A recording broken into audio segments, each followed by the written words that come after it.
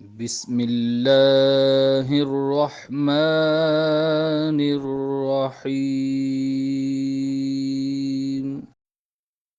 First year کے پیارے بچوں، السلام علیکم۔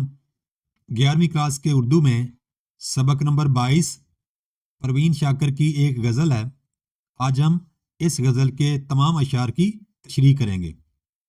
بادباں کھلنے سے پہلے کا اشارہ دیکھنا، میں سمندر دیکھتی ہوں تم کنارہ دیکھنا، یوں بچھڑنا بھی بہت آسان تھا اس سے، مگر جاتے جاتے اس کا وہ مڑ کر دوبارہ دیکھنا۔ کس شباہت کو لیے آیا ہے دروازے پہ چاند، اے شب ہجراں ذرا اپنا ستارہ دیکھنا۔ کیا قیامت ہے کہ جن کے نام پر پسپا ہوئے، انہی لوگوں کو مقابل میں سفارہ دیکھنا۔ جیتنے میں بھی جہاں جی کا زیاں پہلے سے ہے، ایسی بازی ہارنے میں کیا خسارہ دیکھنا۔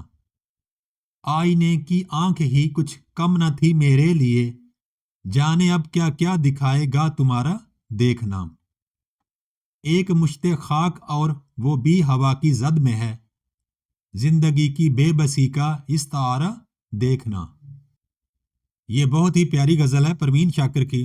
اب ہم اس غزل کے تمام اشعار کی تشریح کرتے ہیں۔ اس غزل کا شعر نمبر 1، بادباں کھلنے سے پہلے کا اشارہ دیکھنا، میں سمندر دیکھتی ہوں تم کنارہ دیکھنا۔ پہلے ہم مشکل الفاظ کے معنی دیکھتے ہیں۔ بادباں سے مراد جہاز کا ایسا کپڑا جو ہوا سے بھر کر سفر کراتا ہے۔ کنارہ ساحل یا محفوظ جگہ۔ اشارہ علامت یا نشان کو کہتے ہیں۔ اس شعر کا مختصر مفہوم کچھ یوں ہوگا، میں زندگی کے سمندر میں کودنے کی اہمیت رکھتی ہوں، تم بس محفوظ راستوں پر چلنے والے ہو۔ اب ہم اس شعر کی تشریح کرتے ہیں۔ یہ شعر زندگی کے دو متضاد رویوں کی بھرپور نمائندگی کرتا ہے، ایک بہادر، ایک محتاط۔ شاعرہ کہتی ہے کہ خطرات کے سفر سے پہلے ہی جو نشانیاں ظاہر ہوتی ہیں انہیں سمجھنا ضروری ہے۔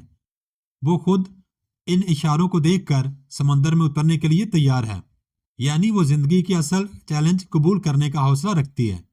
سمندر یہاں مشکلات، غیر یقینی حالات اور گہرائیوں کا استعارہ ہے۔ اس کے مقابل مخاطب صرف کنارہ دیکھتا ہے، یعنی وہ خطرات سے بچ کر آرام دہ زندگی گزارنا چاہتا ہے۔ اس سے یہ بھی ظاہر ہوتا ہے کہ شاعرہ ذہنی طور پر زیادہ مضبوط اور تجربہ کار ہے۔ یہ شعر انسان کی شخصیت اور اس کے فیصلوں کی گہرائی بیان کرتا ہے۔ شعر نمبر 2، یوں بچھڑنا بھی بہت آسان تھا اس سے، مگر جاتے جاتے اس کا وہ مڑ کر دوبارہ دیکھنا۔ بچھڑنا سے مراد جدا ہونا، مڑ کر دیکھنا، پلٹ کر ایک آخری نظر ڈالنا۔ مفہوم، جدائی پہلے ہی بہت مشکل تھی، مگر محبوب کا آخری لمحے پلٹ کر دیکھ لینا درد کو اور بڑھا گیا۔ شعر کی تشریح، یہ شعر جذباتی طور پر شدید لمحے کو بہترین انداز میں پیش کرتا ہے۔ شاعرہ کہتی ہے کہ بچھڑنا اتنا آسان نہ تھا، لیکن اصل تکلیف وہ تھی جو محبوب کے مڑ کر دیکھنے سے پیدا ہوئی۔ یہ مڑ کر دیکھنا دراصل ایک جذباتی کمزوری کا اظہار ہے، جیسے محبوب خود بھی پوری طرح جدا نہیں ہونا چاہتا۔ اسی ایک نظر میں نئے زخم چھپے ہوئے ہیں، کیونکہ یہ نظر امید بھی جگاتی ہے اور دل کو مزید تڑپاتی بھی ہے۔ شاعرہ کے لیے یہ لمحہ جدائی کو کئی گنا بھاری بنا دیتا ہے۔ اس شعر میں انسانی جذبات کی نزاکت اور محبت کے رشتے کی گہرائی واضح ہے۔ شاعرہ جدائی کی اس الجھن کو نہایت لطیف انداز میں بیان کرتی ہے۔ شعر نمبر 3، کس شباہت کو لیے آیا ہے دروازے پہ چاند، اے شب ہجراں ذرا اپنا ستارہ دیکھنا۔ شباہت سے مراد مشابہت یا کسی کی شکل سے ملتی جلتی کیفیت۔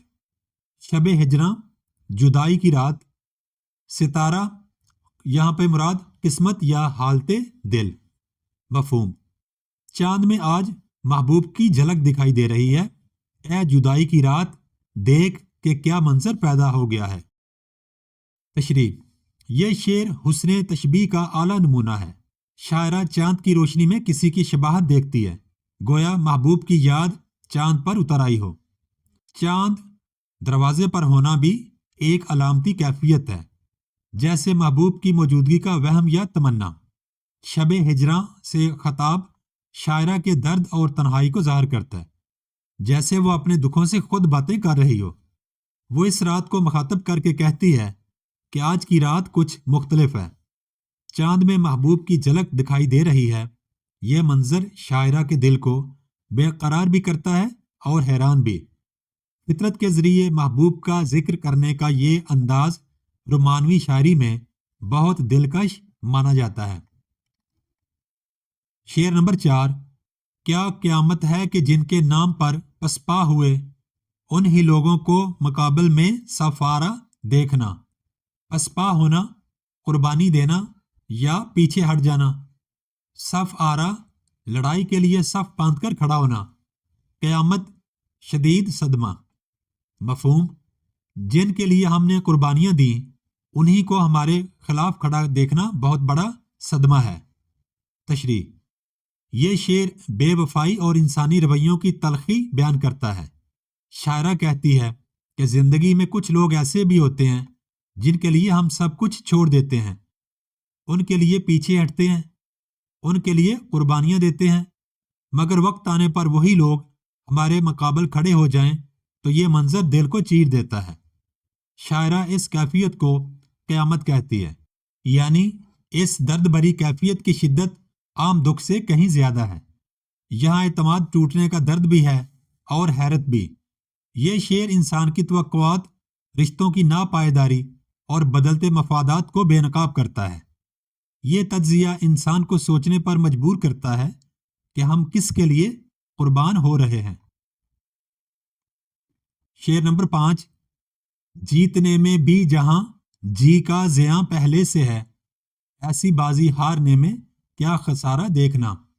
زیاں سے مراد نقصان، خسارہ گھاٹا یا نقصان، بازی کھیل، معاملہ یا رشتہ۔ اس شعر کا مفہوم: جب جیت بھی دل کو سکون نہیں دیتی تو ہار کا خوف بے معنی ہو جاتا ہے۔ یہ شعر زندگی کے ان حالات کو بیان کرتا ہے جہاں نتیجہ کچھ بھی ہو، دل کو چین نہیں ملتا۔ شاعرہ کہتی ہے کہ بعض معاملات میں فتح بھی نقصان کے بعد حاصل ہوتی ہے، جس سے جیت کا لطف باقی نہیں رہتا۔ جب جیت ہی زیاں یا نقصان سے خالی نہیں تو ہارنے سے کیا نیا نقصان ہو سکتا ہے۔ یہ وہ لمحہ ہے جب انسان تھک جاتا ہے، رشتوں، حالات یا جدوجہد سے مایوس ہو جاتا ہے۔ شاعرہ اس بے معنویت کو انتہائی خوبصورت انداز میں بیان کرتی ہے۔ یہاں اشارہ محبت، رشتوں یا زندگی کی کسی تکلیف دہ آزمائش کی طرف ہے۔ یہ شعر انسان کے اندر کے خالی پن کو بھی ظاہر کرتا ہے۔ شعر نمبر 6۔ آئینے کی آنکھ ہی کچھ کم نہ تھی میرے لیے، جانے اب کیا کیا دکھائے گا تمہارا دیکھنا۔ آئینے کی آنکھ سے مراد آئینہ، جو سب کچھ سچ دکھا دیتا ہے، دکھائے گا، ظاہر کرے گا۔ تمہارا دیکھنا مطلب تمہاری نگاہ یا تمہاری توجہ۔ اس شعر کا مفہوم: آئینہ بھی میرے لیے سخت تھا، اب تمہاری نگاہ نہ جانے اور کون سی حقیقتیں سامنے لے آئے گی۔ یہ شعر خود احتسابی، خود آگاہی اور محبت کے دباؤ کا حسین امتزاج ہے۔ شاعرہ کہتی ہے کہ آئینے کی نظروں نے پہلے ہی اس کے اندر کی کمزوریاں اور تلخ حقیقتیں سامنے لا دی تھیں۔ اب محبوب کی نگاہ اس سے بھی زیادہ گہری ہو سکتی ہے، جو اسے مزید بے نقاب کرے گی۔ اس میں خوف بھی ہے اور محبت کی حساسیت بھی۔ محبوب کی نظروں میں خود کو دیکھنا کبھی خوشی دیتا ہے، کبھی تکلیف۔ شاعرہ محسوس کرتی ہے کہ اس کے اندر کی کوئی پوشیدہ کیفیت اب چھپ نہیں سکے گی۔ یہ شعر انسان کی اندرونی دنیا اور رشتوں کی نفسیات کو نہایت نرمی سے بیان کرتا ہے۔ اس غزل کا شعر نمبر 7، جو کہ اس غزل کا مقطع بھی ہے۔ ایک مشت خاک اور وہ بھی ہوا کی زد میں ہے، زندگی کی بے بسی کا استعارہ دیکھنا۔ ایک مشت خاک سے مراد مٹھی بھر مٹی یا یہاں پہ مراد انسان بھی ہو سکتا ہے، ہوا کی زد میں، غیر محفوظ یا ہر وقت خطرے میں۔ استعارہ سے مراد علامت یا مثال۔ شعر کا مفہوم کچھ یوں ہے: انسان خود مٹھی بھر مٹی ہے اور وہ بھی ہر لمحہ خطرات میں، یہی زندگی کی بے بسی ہے۔ اس شعر کی تشریح: یہ شعر فلسفیانہ گہرائی رکھتا ہے۔ شاعرہ انسان کو ایک مشت خاک کہتی ہے، یعنی ایک مٹھی مٹی جس کی اپنی کوئی مضبوطی نہیں۔ یہ مٹی بھی ہوا کی زد میں ہے، یعنی حالات کے رحم و کرم پر کبھی ادھر کبھی ادھر۔ اس سے زندگی کی کمزوری، ناپائیداری اور بے بسی پوری شدت سے ظاہر ہوتی ہے۔ شاعرہ کہتی ہے کہ انسان بڑا کچھ سوچتا ہے مگر حقیقت میں وہ کچھ بھی نہیں، اس کی زندگی لمحوں میں بدل سکتی ہے۔ یہ شعر انسان کی حقیقت، فنا پذیری اور دنیا کی بے ثباتی کا گہرا استعارہ ہے۔ شاعرہ زندگی کی ناتوانی کو نہایت بھرپور انداز میں بیان کرتی ہے۔